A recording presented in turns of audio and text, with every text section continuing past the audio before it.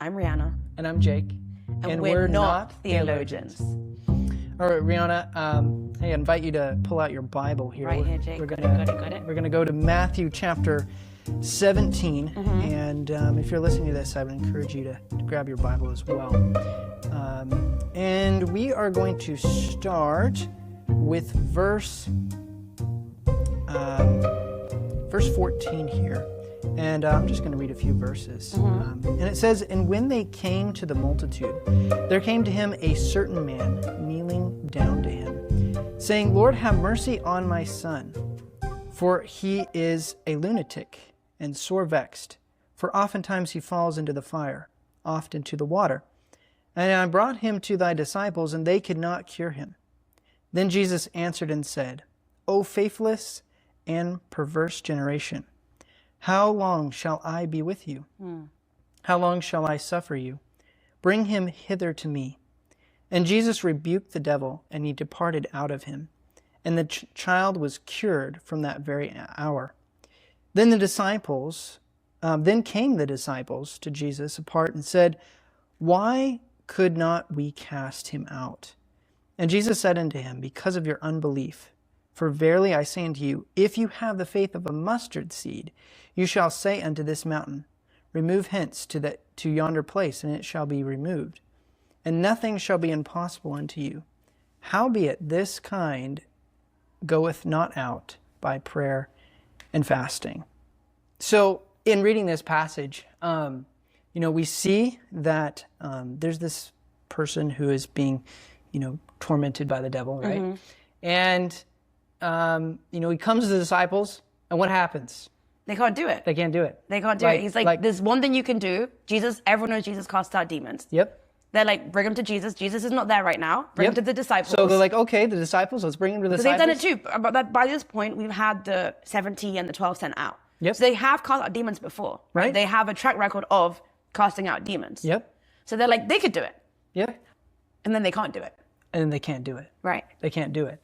And then they're like a little like taken back, right? I mean, imagine like if somebody, like a demon, like you're trying to cast out this demon, and then all of a sudden it's like, oh no, like we couldn't cast him out, right? And Which is kind of embarrassing too. Yeah, because really, we're known for being the demon caster outers. You know what I mean? Yep.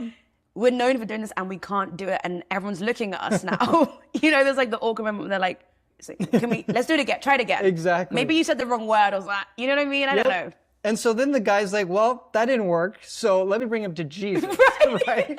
Let me bring him to Jesus, and let me see what Jesus can do. And so, and then Jesus is like, first of all, he kind of like rebukes the disciples nicely.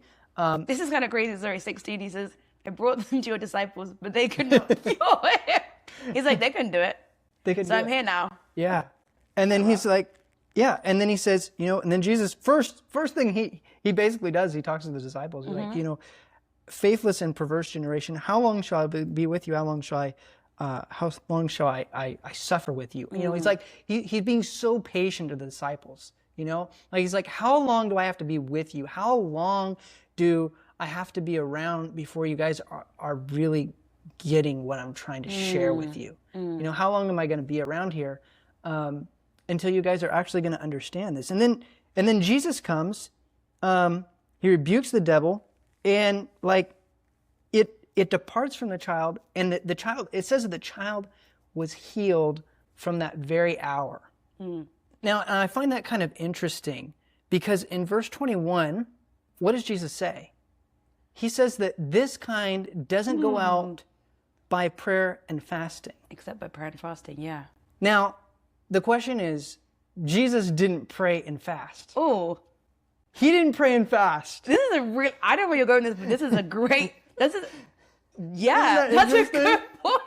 That's a really good point. No, it says that when Jesus did it, the demon was cast out, like that very hour, like right then. But somehow Jesus says, hey, you guys need to pray and fast. Now, what I find very, very interesting is when we started, before we recorded this, I asked you what version of the Bible that you had. And I asked that for a reason, because maybe our listeners are listening to this, and maybe if you happen to have an NIV version, verse 21 is actually in the NIV taken out.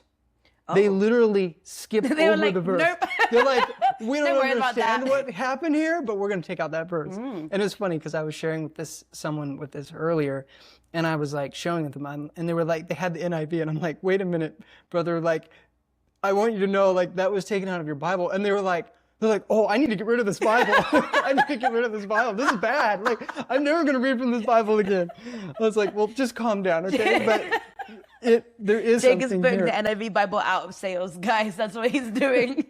But I think Jesus is actually trying to teach them a lesson in faith. Because what does he say? What does he say is the problem? What is the reason why they can't cast out the demon? And he says, because of your unbelief. Right. He says, for verily I say to you, if you have the faith as a grain of mustard seed, you shall say to this mountain, move here, and the mountain's going to move there, and you say this. And he's basically saying, if you have a small amount of faith, you're going to be able to move mountains. Now, why do you think that's significant to this story? Well, the mountain is significant because we just had the transfiguration, right? So the transfiguration happens. Jesus is on the mountain with there's 3 disciples, his inner circle, his bestie boys, Peter, James, and John, right? And, they see Jesus transfigured. They see him as, Jehovah God, which is obviously overwhelming for their eyes. They see Elijah and they see Moses who appear, to Christ. And meanwhile, the other 9 are on the ground and they're jealous. They are bitter and they're resentful and they're mad because how comes those 3 always get to go up with Jesus and we always get left behind? They always see everything. Yep. Those 3 always see everything. That's and right. they're on the ground and the devil is running among their ranks, sowing discord, strife, and most importantly, jealousy. So they begin to have this sense of like bitterness for those who are on the mountain with Jesus. So when Jesus is saying a mountain will move, he's referring to the mountain of like pride in their hearts, right? Like of jealousy, of like, we deserved to be there when they're up there. We were meant to be up there. Wow. And that's part of, I think, why he uses the specific image of a mountain moving. Wow, I never actually saw that before. That's really I heard that from, I want to say a sermon somewhere, but I was like, that's powerful. Interesting. Yeah, I like that thought. And, you have this idea of like, this grain of a mustard seed of faith is going to be able to do like powerful things. If you think of the text though, like, why do you think it uses the grain of a mustard seed? Like it could have, size-wise. God could have used a grain of sand, right? Could have said, like, that's small. But he uses something like very specific. Because it grows. Because grain of mustard seed, it grows. It's going to get big. And it gets really big. Right. There's this song. Okay, I had this show I watched as a kid, which is my favorite show till this day still. The Donut Man, right? It's like a little Christian cartoon. It's fantastic. I love it. And he has this song about the mustard seed, right? And it's about the little mustard seed who's like dropped into the ground. And it's like he's afraid.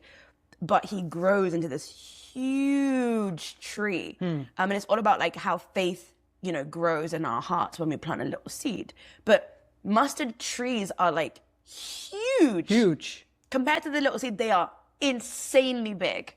Yeah. So what's interesting to me, like when I think of that, it reminds me like when I was younger, because I remember like I would read this passage and just like in my sincerity, I would just like pray prayers and I would be like, okay, well, like if I'm supposed to have a grain of a mustard seed, then I'm like going to pray that I'm going to like find this item tomorrow and I'm going to find it.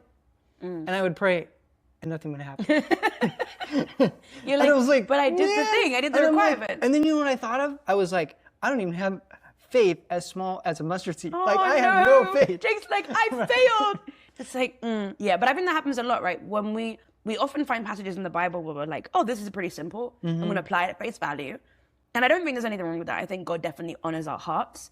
But I think he wants us to grasp the deeper truth in that passage. Because I think if as a child you had been like, like that's how it works, maybe you would never have grown in faith the way he's wanted you to. Right. Because you'd be like, oh, I just ask and he does something. Right. And I don't think it's God being mean, like, oh no, I can't do it till you get it, Jake. Exactly. But he's like, no, I want you to see the depth of truth and the power in this promise, in this assurance Because once you get that, it opens up so much more for you than just being like, let me find my keys tomorrow. Exactly. And you find, you know what I mean? And so it's more about like forming the relationship, forming that trust Than over being like time, a bank that than like having like all these little like, basically God being like a, you know, like some kind of machine and you ATM press machine a or like button a slot and it just machine. comes out, Exactly, you know? exactly. Like, no, it's not about that. And I think that Jesus is trying to teach, he's trying to really teach such a powerful lesson here on faith. And I think there's a reason why he uses that grain of a mustard seed. And we're going to get there. We're going to kind of like, I want to like, just kind of like hold these thoughts that we're thinking about right now, like in the back of your mind, like why is God using like the grain of a mustard seed, you know, and then something being able to move from one place to another. And then we're gonna just jump for a minute. We're gonna jump to Hebrews chapter 11. I love jumping. Okay? We're just gonna jump to Hebrews 11. We're gonna come back to this at the end. I just want you to hold those thoughts in your mind as we jump to Hebrews chapter 11. Because like when I was thinking of the Bible, I'm like, okay, of any chapter in the Bible, like what About chapter faith. about faith, where would you go? And Hebrews 11 goes hard. And it's like, it goes it's hard, really hard. right? Right? It's like, it's full of faith. It's full of faith, but it's actually full of a lot more than just faith. And we're going to get there too. It's true. Like, Let's unpack it, Jake. Like so many Let's things. get into it, Jake. So many things. So let's start with, let's just kind of go a couple verses at a time here. We'll just kind of pull things out. So Hebrews chapter 11, verses 1 and 2. Do you want to read those for us? Sure. Now, faith is the substance of things hoped for, the evidence of things not seen. For by it, the elders obtained a good testimony.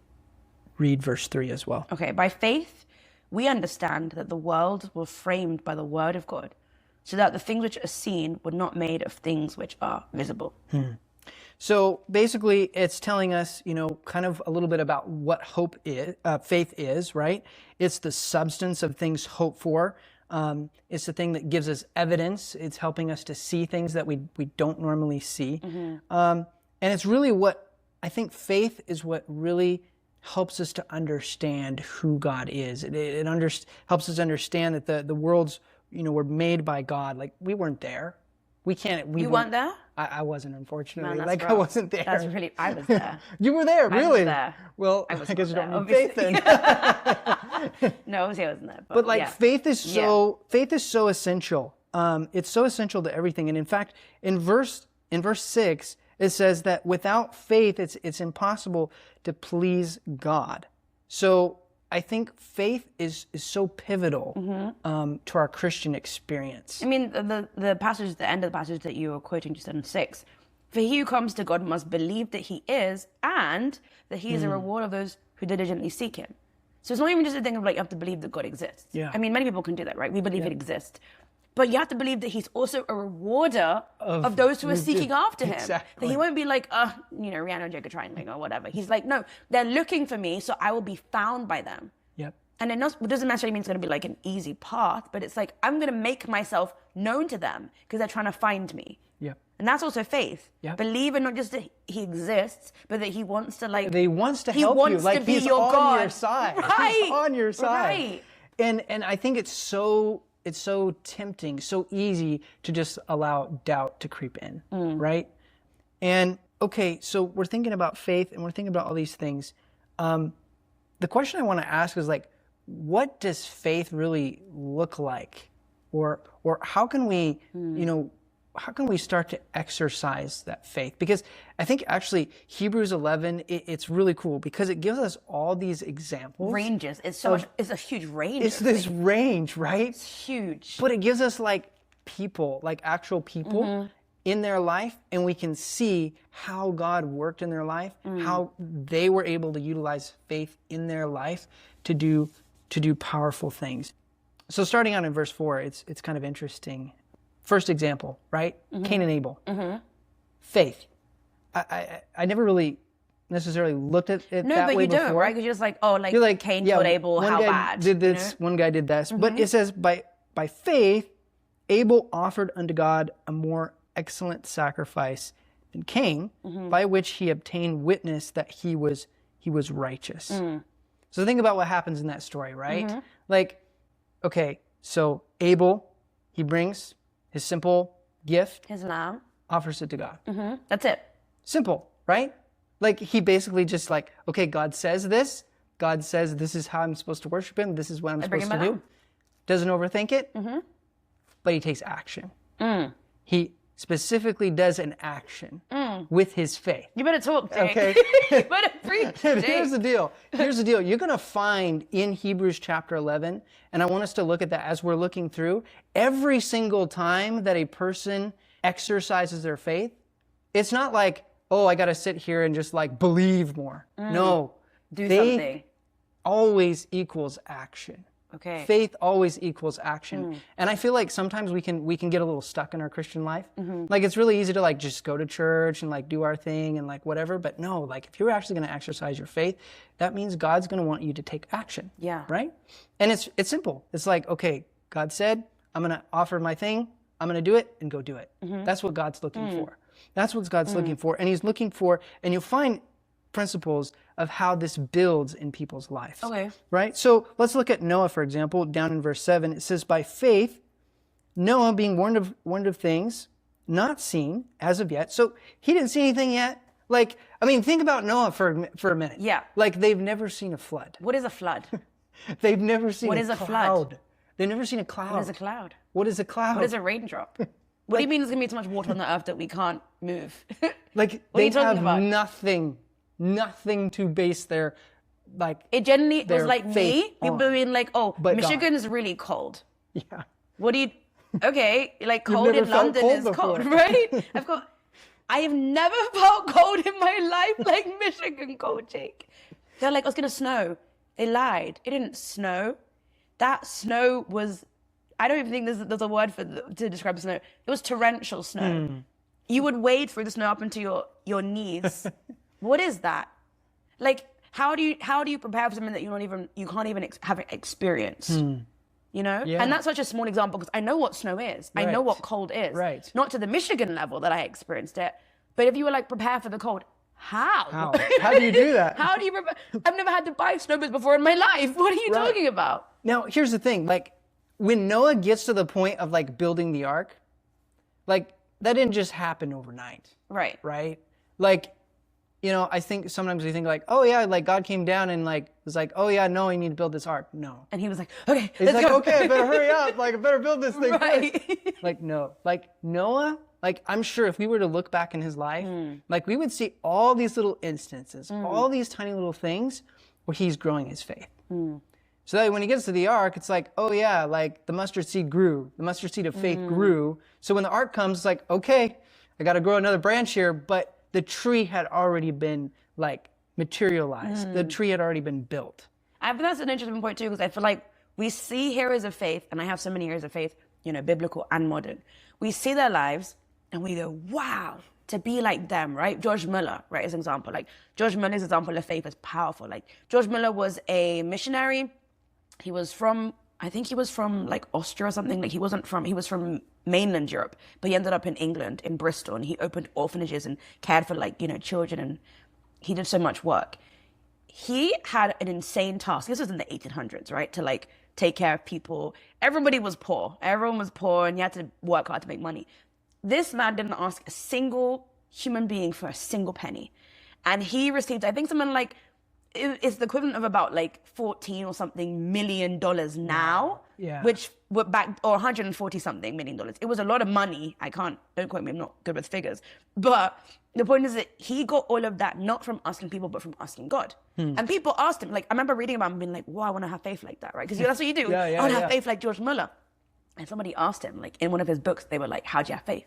How did you have faith to trust God for millions of pounds? Yeah. And he said, I didn't start like that.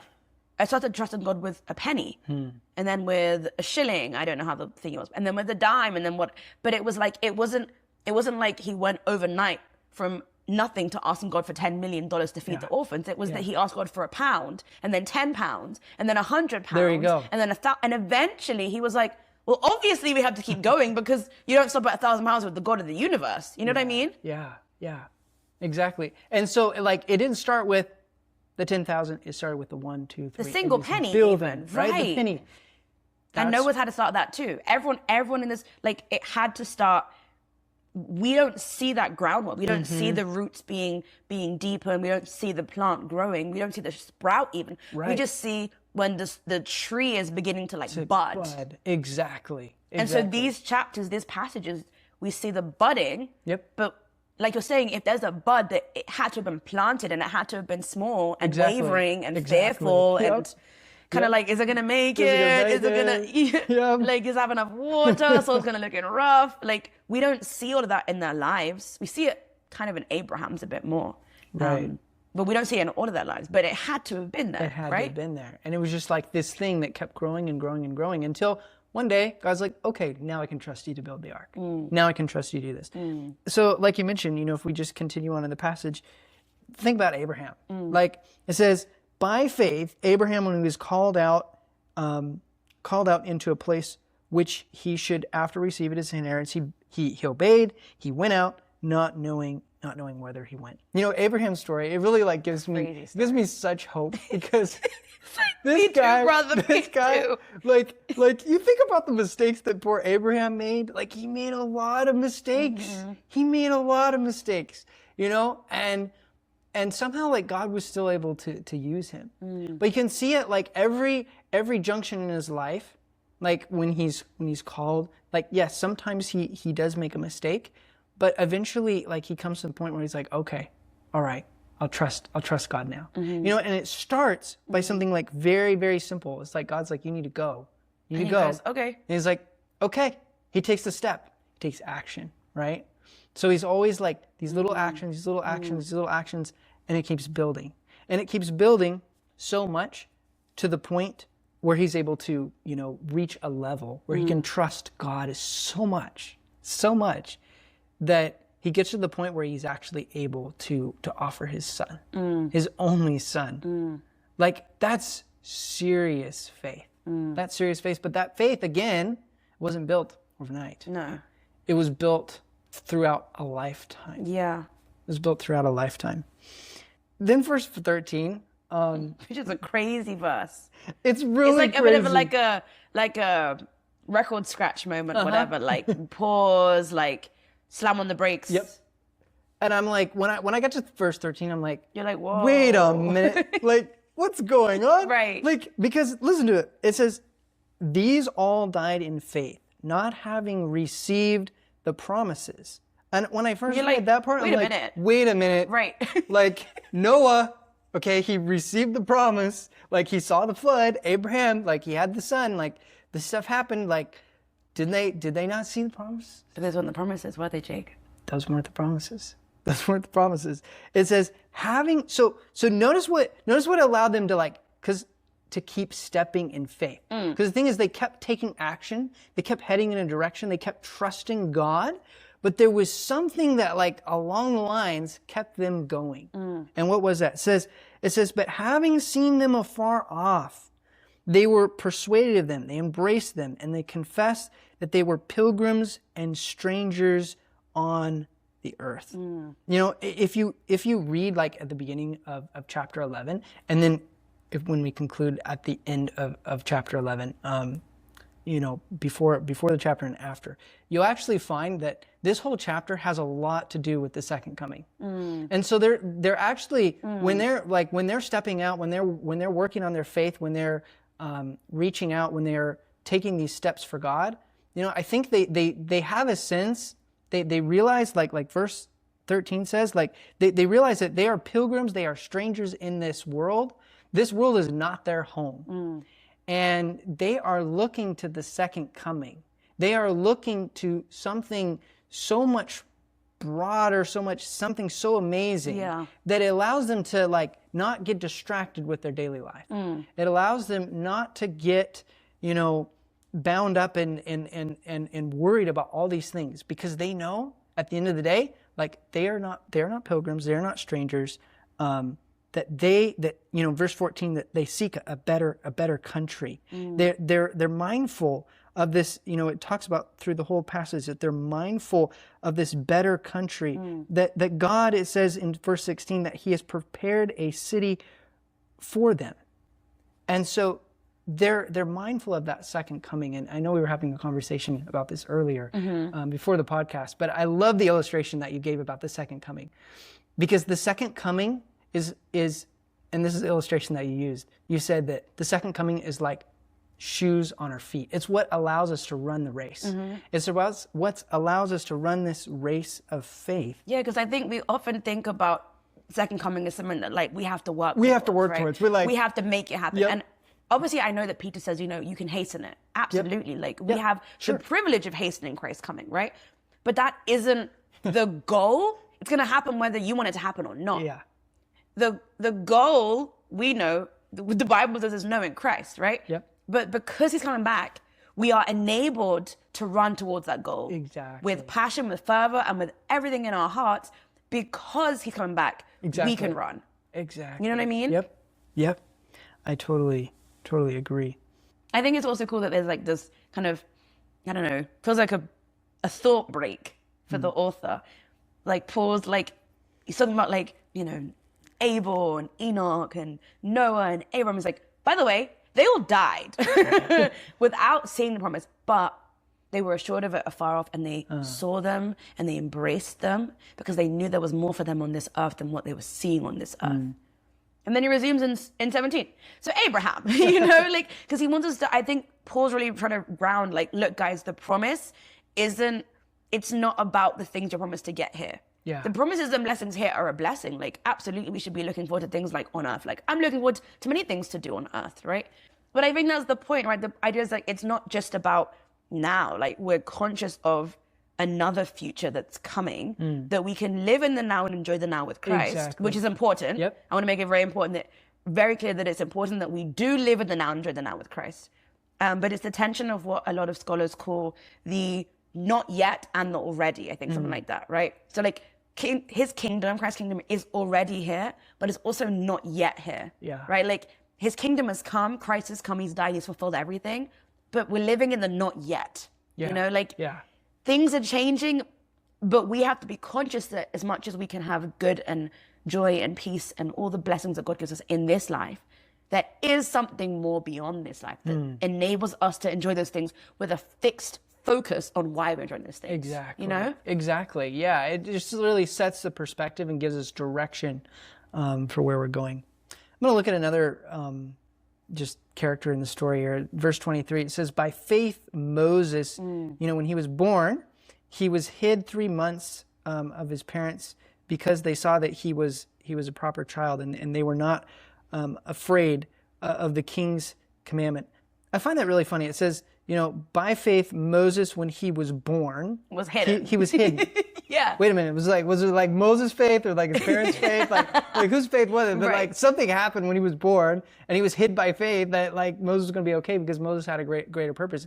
And personally, like I just relate to that so much in a way because I know you know a little bit about my testimony, but like I had just miraculous things happen to me as a child. I'm not supposed to be here. I was only born 1 pound 15 ounces when I was born. That is born crazy. 3 months early, and at that point, like I was supposed to have been born blind. I should not be here. Like I had so many things. It's a whole nother testimony, a whole nother podcast, really, to tell you all the things that happened to me as a child, being born 3 months early. But at that point, it really wasn't my faith. It was the faith of my church members that were really supporting me, and that really, I believe, allowed me to live because the doctors multiple times said that I should not be alive today. And so, that's honestly for me, that's kind of like where my faith journey kind of like started. With others' faith. It was others' faith because I grew up knowing like I'm here for a purpose. Like I'm not just I knew in my heart that like, okay, I should have been born blind. I shouldn't be able to breathe. Like I shouldn't be able to this, shouldn't be able to that, shouldn't be able to this, like all these things. And it's like, okay, well, I'm obviously here because I'm a miracle. And God must have a purpose for my life.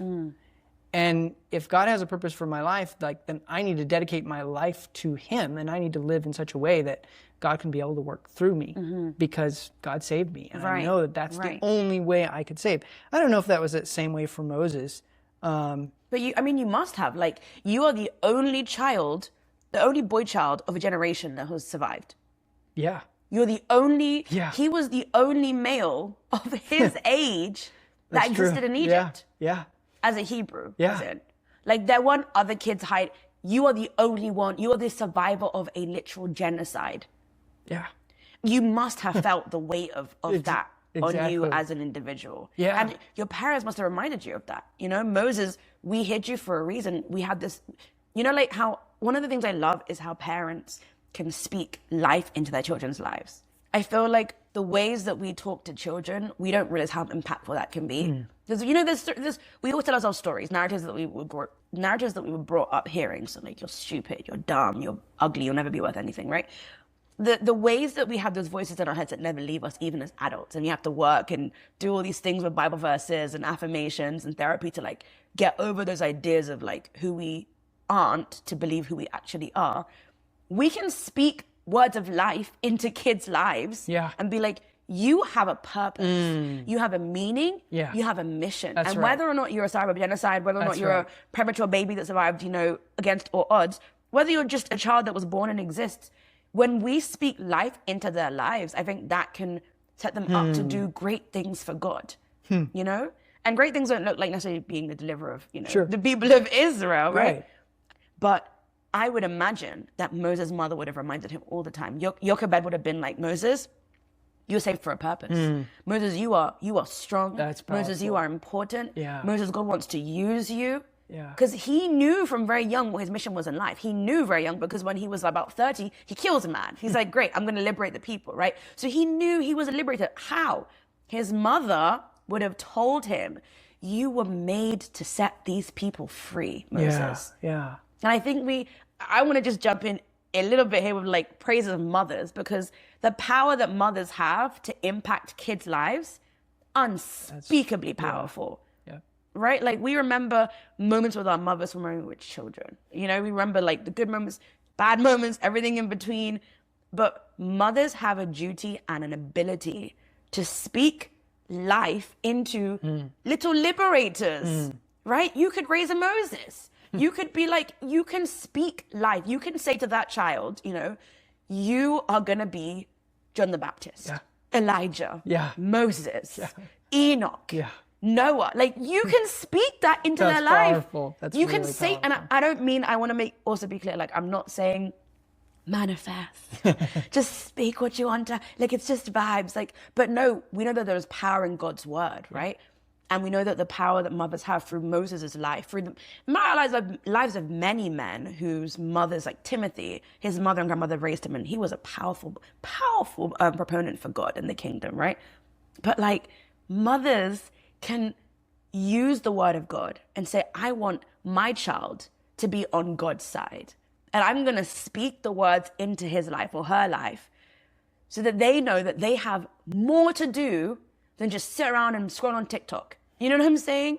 And no shade to TikTok. I actually don't like TikTok at all. That's like a separate thing. But kids now, and mothers and parents, and as small as they are, they can remember everything. Little kids remember everything. Yeah, that's true.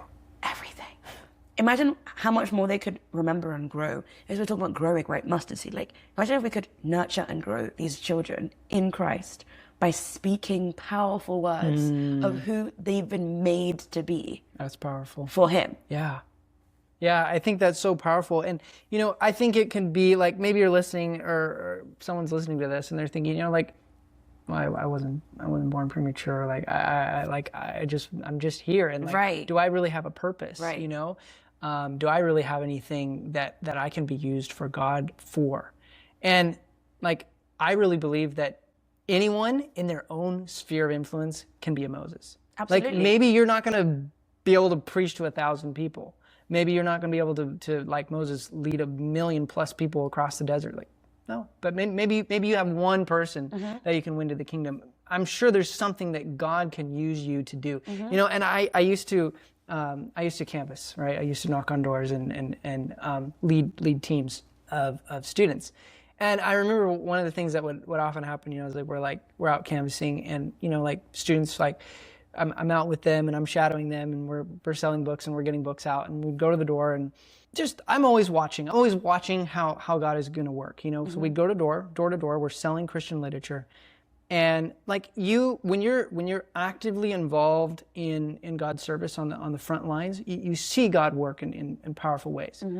But when you're not really used to seeing God work, I think oftentimes you can just kind of get lost and not really notice that like God just did a miracle right there. Like oftentimes, like I would be with these students, and you know, just little things would happen at the door, like, you know, they would be able to connect with that person, or sometimes it would be a bigger thing and the person would be like, I'm normally not home on Tuesdays. I normally work on Tuesdays. But today, like I hurt my foot or something, or my car broke down, and I happened to be at home while you came by my door. And they would buy like 3 spiritual books. And in my mind, I'm like, praise the Lord, this is amazing. I'm so excited. And like in the students' mind, I think they're just like not necessarily used to like seeing miracles like that. To me, that was a miracle that they happened to be home on a Tuesday at 3 o'clock when we happened to knock on their door. And sometimes to those students that were at the door, they were like, oh, great. Oh, here's the books. And we're like on to the next house. And I would always stop them and be like, hey, do you realize what just happened back there? Like God did this, God did this, God did this. Right. And they're like, oh yeah, you're right. You know, like that's so cool. And like, but that I would see their faith like grow. And so then we would go throughout the day and like another little thing. And then they would start picking up on it. And they'd be like, man, I went to this door and this and God worked. And I'm like, yeah, see, that was God working. That was God working, you know? And it's like so fun to like help people understand like in all these little things, like God is working. God is working to build your faith. So that way you can be the Moses that you need to be in your sphere of influence. Notice in verse 24, it says that by faith, when he had come to years, he refused to be called the son of Pharaoh's daughter. So I think there again, it's just that principle of like, it's okay. I don't know where you are in your Christian walk. Like Moses didn't like overnight, like as the text said, he's come to years. And, you know, I imagine he's like, he goes to the Pharaoh's court and he's there, he's living there, and he probably, you know, starts to adopt that lifestyle. He's raised up from it from a very young age. But because of those principles that he was taught in his life, pretty soon he's like, oh, wait a minute, like I'm not their son. Like I am son of the Most High God. I'm not Pharaoh's son. Right. I'm not his daughter's son. But that the interesting thing about that thing is that didn't happen overnight. No. That developed over time. And I think, you know, that's something that when we look at faith, we have to really give ourselves room to grow. We have to give ourselves, you know, just freedom and grace to be able to be like, hey, like it took Moses like a while. And then after he gets out of the court, like he's got to go spend 40 years in the wilderness before he's ready to take on a serious mission. Like 40 years, like that's a long time. Doing what? Mundane activity, raising sheep. Raising sheep, you know? Can you imagine that? And Jake, how would you feel about 40 years raising sheep? It would be tough, let me tell you that. That is one seminary. That is one seminary experience. You know, it would be kind of nice. You're outside, you know, you're just chilling. You know, but like sheep, I don't know if you've ever been around them, but like they're very dumb animals. They are. They're, and like that whole time, like Moses got to be learning patience, got to be learning this, got to be learning that, got to be learning this. But like God put him in a very obscure place to be able to like grow his faith. And we just see this, I just keep seeing this principle of like growing his faith. But there reaches a point in his life where he's like, okay, I'm going to take action now. I am going to refuse to be called the son of Pharaoh's daughter. Then in verse 25, he's going to choose, again, it says choosing. So there's choosing always requires action again. I think there's that principle of action. There's that thing of faith of like, okay, I'm going to choose rather than to suffer the affliction of the people. I'm not going to enjoy the sin right now. I'm going to choose to be a part of that. And then by faith again, he's choosing in verse 27 to forsake Egypt. You know, he's not going to fear the wrath of the king. And just through all these things, you know, by faith, again, he's going to pass through the Red Sea. You just see that principle of building the faith at each and every step. Yeah. And I think that's really what it means when Jesus says, if you have the faith of a mustard seed, you're going to be able to move a mountain. At the beginning, Moses, like, he couldn't move a mountain. He had to go out and like in the desert, and raise sheep. But like 40 years later, after he's exercising that faith, I think faith is really like a muscle. Like if you wanna gain muscle, you got to go to the gym, and you got to do it every day. You got to do it every day. Me either. But if you're gonna gain muscle, it's gonna happen, right? Like you don't run 70 miles overnight. You gotta little bit by little bit, and like by exercising that muscle of faith, slowly but surely, you're gonna get stronger. And I think that's really what faith is. That's what faith of a mustard seed is. And I don't think that Jesus, when he said faith of a mustard seed, you're going to move a mountain, he didn't necessarily mean like you're going to move a mountain in that moment. You're going to move a mountain right now. The thing is, like the disciples, when they're trying to, heal that boy in the story, like they're not even exercising the little bit of faith that they have. It's like if you even exercise a little bit of faith that you have right now, come 40 years later, you're going to be able to move that mountain.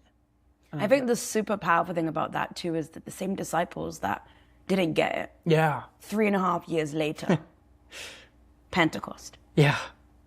3,000 were added in a single day to the church. Yep. Like the church moves forward exponentially. Because it's like whatever the little seed was that they had in them at that point, or later on that was planted at that point, it grew and it bore so much fruit, Yeah. Yeah.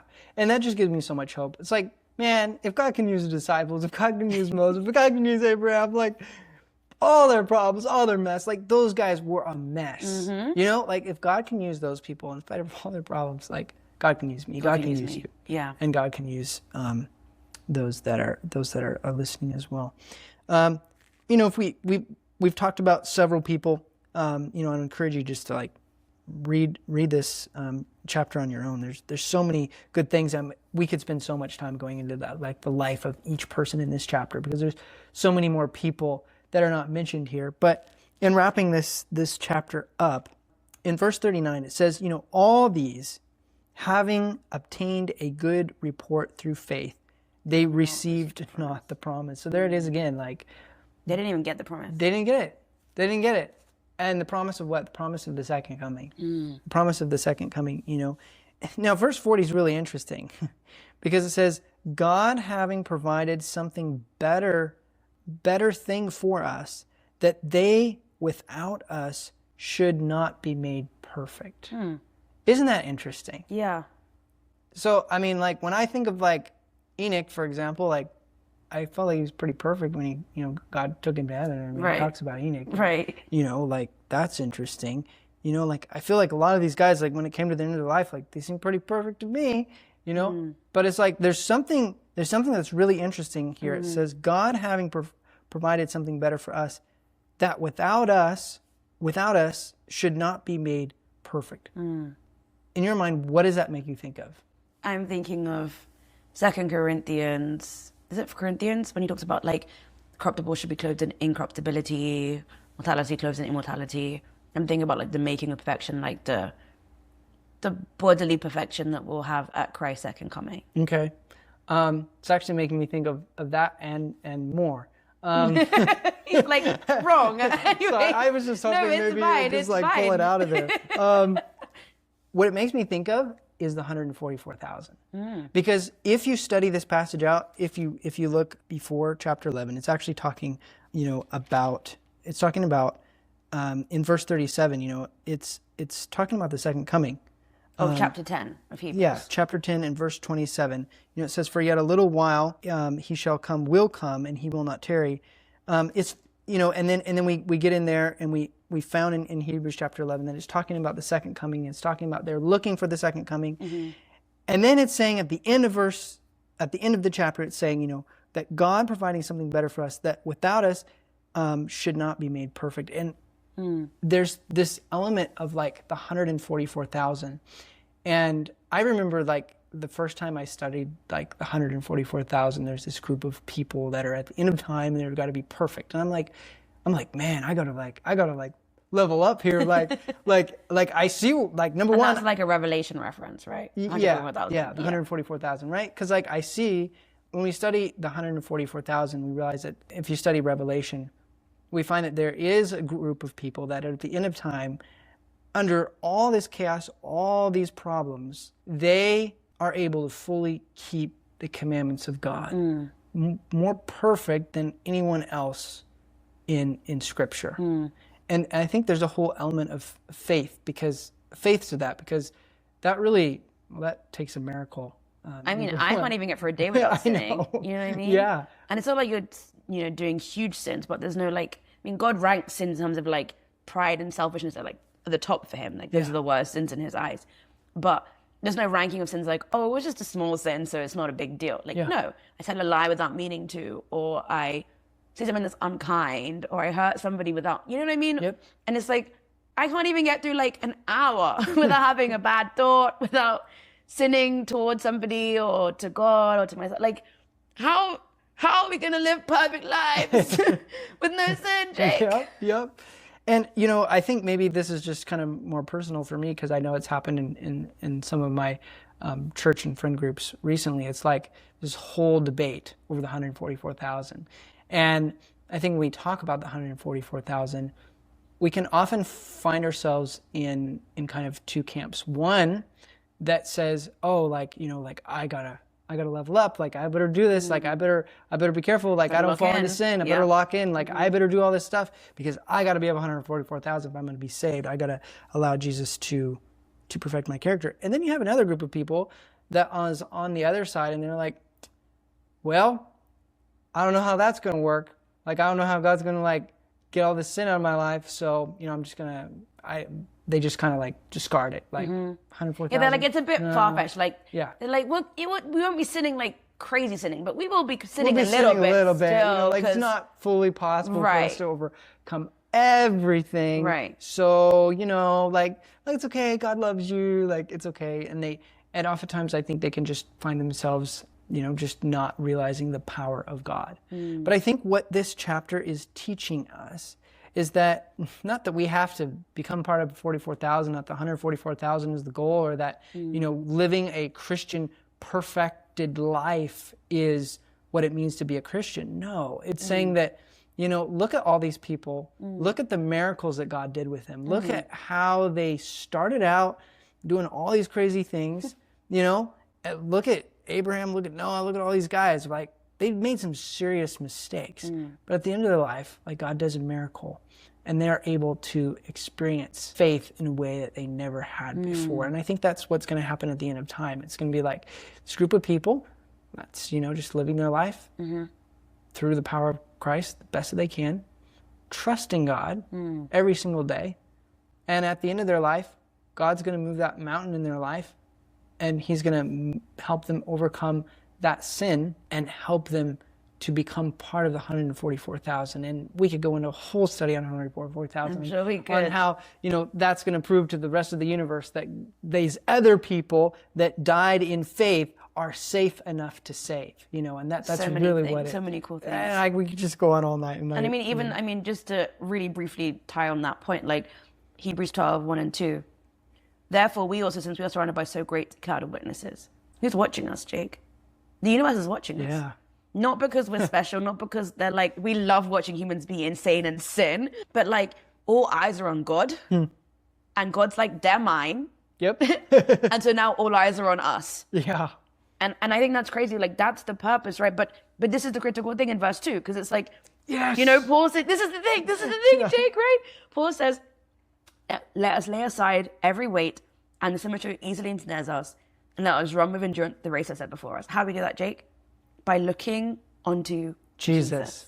Looking at the author and the finisher of our faith. Come on. That line is crazy. That's huge. That line is crazy because he's not just the author, he's the finisher. He isn't oh, I'll write this and then you illustrate it. He's not I'll write it and then you audio narrate it. Yeah. No. He is the author and he is the finisher. So what he starts, we're told in Philippians 1:8, this work that God has completed, begun in us, he will complete till the day of Jesus Christ. Right? This is the same promise. It's the same thing, right? The work that he's begun, right, in 1140, they will not be made perfect without us. The work that he's begun in all of us as the author and the finisher, he will finish it at this point when Christ comes. Exactly. We'll be perfected when Christ comes. Exactly. Two things that jump out to me. It says, you know, the focus, where's the focus? Because I've seen so many times, like in the church, like there's these groups of like 144,000. They feel like we have to be perfect, and like the focus can really become easily on self. Like, oh, what do I got to do? What do I got to do? What have I got to do? No. The passage says, looking unto where? Jesus. Looking unto Jesus. He's the one that's not only going to start the seed of faith, but he's also going to grow it full to maturity, and he's the one that's going to finish it. He's the one that does everything. And then it says, let us run with patience. So I think that's really, really crucial, that patience part, because it can be so frustrating. Like when you're going about your day, you're going like, and I'm this way. I just know for me, like sometimes I'm like, oh man, I messed up again. Great. Like, man, like I'm never gonna, but it's patience. And God gives us so much patience. He gives us so much grace in this process of becoming more like him. I think that's a really nice point that I don't think we bring up very often about sin and trying. Like, we are going to get it wrong. Yeah. Because we always get it wrong, right? But when your little cousin is struggling to read a word because they're reading for the first time and they're, you know, figuring out how to put sounds together, you're not like, dummy. You know that word? You can't see that word. You've been reading for like 4 days now. You can't figure out what that word says? Are you stupid? Like, obviously, you recognize that they need patience because you don't read overnight. Maybe if you're a child prodigy, you do, but like most kids don't become proficient readers in like a single evening, right? Yeah. But we recognize that like kids growing, learning, need us to be patient with them. And we know that also, like, psychologically speaking, when we're impatient, we can often make that process very stressful. So the more impatient we are about them learning stuff is the harder it becomes for them to pick those skills up properly, right? Yeah. So it's like with ourselves, if God is patient with us, like I always say, and I should stop saying this probably, but I always say that if I were God, I would have given up on me by now. I'd have been like, this girl is useless. She is absolutely helpless. But God reminds me, like, stop saying that. Because you're not God, number one. And number two, I will love you eternally. Even if you messed up every single day from now until the day you die, I would keep striving for your heart and to save you. And this is not about getting it right. Like, I've gone into running recently. I haven't run for a while, but that's a whole other conversation. But running is really, I've found it very enjoyable. I didn't like it at the beginning. Everyone got me. The runners are right. It's fun to run. Y'all got me. But running, you can't push yourself beyond what you're capable of doing. Because if my goal is, because my goal isn't a sprint. I'm not a sprinter. I'm not even really a runner, but I like to run. But if my goal is a 5K, if I sprint, I'm not even touching 1K. You know what I'm saying? Right. If I want to make the goal of 5K, I have to run slowly. And steadily. And I can't be like, speed it up, slow pokes, because the faster I go, it's actually the harder that race becomes. It's actually the harder and the more unobtainable that goal becomes. That's right. I can't reach 5K if I'm racing through the first K. Right. And it's frustrating because you're like, I wish I was running faster. But the thing is, the more that you run is the incrementally faster that you become, right? So when you might take, I don't know, 50, 60 minutes to do a 5K at the beginning, then eventually it'll be 48, and then it'll be 45, and then it'll be 43. And it's not, 60 minutes to 10. That's not how it works, right? But the little progress that you're making in consistently running slowly enables you to actually run a little bit faster each time. And your body builds up stamina and endurance. Your breath capacity increases, lung capacity. You have better control over, your breathing and your muscles, and you feel good. And it's not just about I want to run a 5K fast. The process of running a 5K consistently and steadily is actually helping you to be a better person all round, physiologically speaking, right? And I think it's like that with faith, right? We want to be Noah overnight. Yeah, exactly. We want to build an ark. We've got to be like, build an ark. And we're like, okay, overnight. Yep, exactly. But the process of Noah obeying his father when his father spoke. Noah being asked to take out trash by his mother, and he went and took the rubbish out. I got American, I'm so sorry. Take out the rubbish. Noah, when he was given a choice to be mean to somebody or to be kind, he chose to be kind. Noah, when he was in school and, people were being mean to his friend and he was like, hey guys, don't do that. Like, we don't see that, Noah, but that part of faith isn't grown overnight. Right. But that's the running the 5K. Right. That's the training. Exactly. That is what equips you to have the capacity to run even more and faster. It's those tiny little action steps that you make every single day, just like you're preparing to run that marathon or you're preparing to run whatever. Like, you're not gonna prepare to run a marathon by sitting on the couch and thinking about it. It's just not gonna happen. No. It's not gonna work. Like, you trust can think me, about it I would know. you want to, but it is not gonna work. Yeah. But what's gonna work to run the marathon is like, okay, I'm gonna run half a mile today. I'm gonna run a mile tomorrow. I'm gonna run this mile. Yeah. I'm gonna keep doing that, and pretty soon, like, you're not even hardly consciously thinking. You're just getting up in the morning and you're running. That's what I'm saying. Like, you're just getting up in the morning. You're running. The fact that I run at all, Jake, is literally proof of that miracle we're saying about faith and it growing, because I didn't start by running.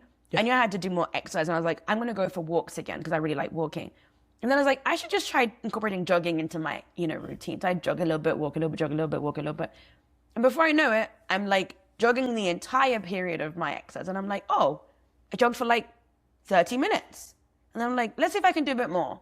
Let's do 35. And then it's 40. And then it's like, let's go till we can do like 50. And then it becomes like distance rather than just time.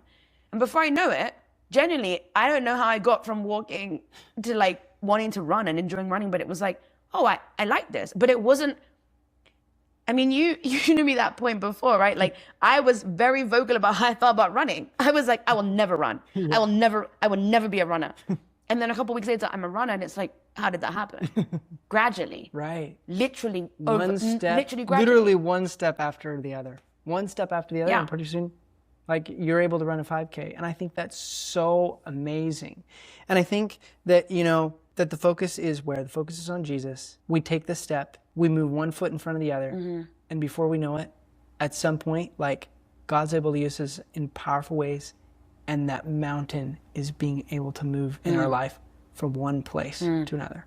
Not overnight, not tomorrow, not next week, probably not next year, and probably not in the next 5 years. Right. You know what I mean? Like, probably not going to happen. And I think that's why patience is so important. How many people might be in the church if we would just give them a little bit more patience? Ooh. If we would say, hey, like, I understand you're where you're at, and that's okay, but we're going to come, like, along and support you. We're going to, like, imagine if you're trying to run a marathon, and I'm like, maybe I'm faster than you, but I can help you. Like, I can give you water along the way. I can support you. How many more people would run the race if they knew that there was someone there to support them? There was someone there to give them patience. There was someone there to help them in wherever in the race they find themselves. Because some people are like almost on the finish line. Some people are almost beginning. But like, how many more people would be in the church if we would just give them a little bit more patience, a little bit more time in helping them to exercise their faith? And I think, going back to Matthew chapter 17, I think that that's really the principle that Jesus is trying to kind of bring out. Jesus says in verse 21, he says that this kind goes out by what? Like prayer and fasting. I asked you the question earlier in the story. I was like, well, but Jesus didn't pray and fast. So how did it go out? Like, how did it go out? Well, because Jesus probably, prayed and fasted that morning. Like, he had built that relationship, like, with God. Jesus never sinned. He was fully sanctified, and he was able to, when the demon came, he was like able to fully cast it out. Because his life was a life of prayer and fasting. His life was a life of prayer and fasting. That's powerful. Because we use this verse to mean like, we got to pray and fast right now for this thing. Yeah. And this verse kind of scares me. Like, I'm not going to lie, this verse is always terrifying because I'm just like, some things only come out by prayer and fasting. Right. But your life is a life of prayer and fasting. Wow, that's fun. Your life is a life of faith. It's not that you exercise faith right now. It's that you just stay exercising faith because that's how you live, right? Yeah. Habakkuk says the just shall live by faith. Isn't it they shall act by faith? Right. It says that they shall live by faith, right? Like everything that you do in your life is fueled by faith. And I think this is encouraging for when you feel like, but right now is a bad season with God. This week has been rough. This is me. I'm like, this week's been rough. Me too. I haven't been talking to God this week as much. Your life is a life lived by faith. Right. You know, like a couple of days out when you're having a bad time because you're going through it hormonally or relationally or with your friends or with work or with your family or with your kids, that doesn't take away from the fact that you've been living a life of faith. That's so encouraging because it also removes the pressure to be like, I have to get it right all the time for God to answer my prayers. Your life should be a life of prayer and fasting. That's so important. And honestly, what a relief! What a relief! Like honestly, like I wonder if like the NIV realizes that people are gonna like get hung up on this verse, and so they're like, let's just take it out. Let's just take it out. But it's actually really freeing like that, but it right? It's really freeing, and it's like wow. Once I realized like my life, the way I live, it's a life of prayer and fasting. Ooh. It's a life of prayer and fasting. Ooh. And we could go so much more into Isaiah 58 because, we realize that, that God doesn't necessarily want us to fast and pray every day. It's about living our life, exercising the faith in little tiny ways so that when God gives us our mountain, He'll be able to move it. I'm Rianna. And I'm Jake. And we're not theologians.